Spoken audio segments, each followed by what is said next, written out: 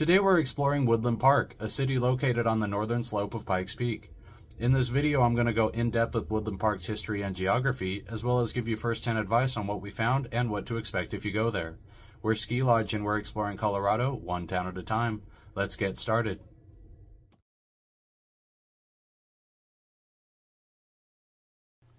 Woodland Park was first inhabited by a group of Ute Indians called the Tavawachi, or People of Sun Mountain. Located throughout the Pikes Peak region, they frequented Ute Canyon, holding the land for centuries. In 1682, France claimed the Mississippi River system, which included Woodland Park, but them, nor the Spanish who feuded them for it, ever actually entered the area.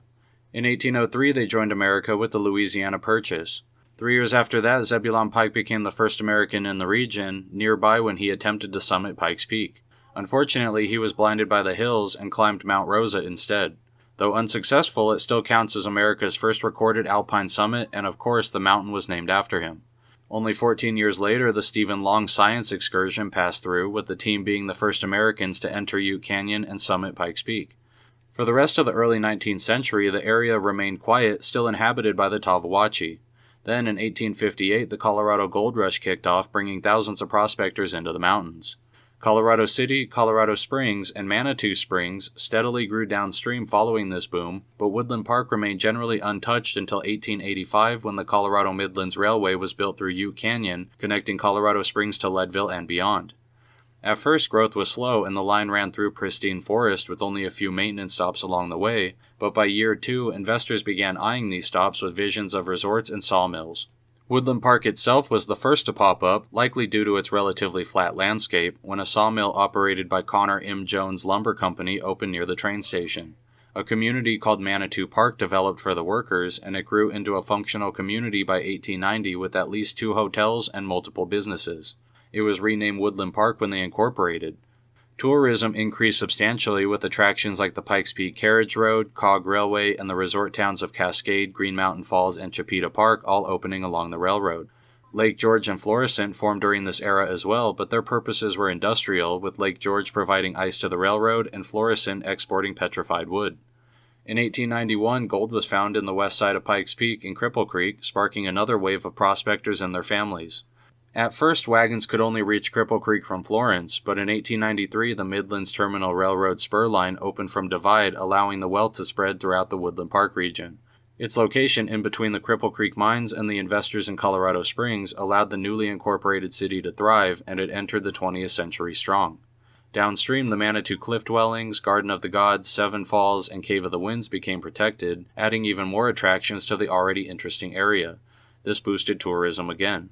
Cascade, Chipeta Park, and Green Mountain Falls expanded as they became regularly booked, and Woodland Park found a niche with dude ranches. This eased them through Cripple Creek's erratic economy, which fluctuated often from strikes and other mining issues.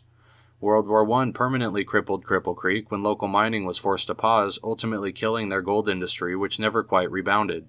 After the war, an increase in automobile traffic and a failed attempt to turn the Midlands into a national freight line led to the downfall of the local railroads.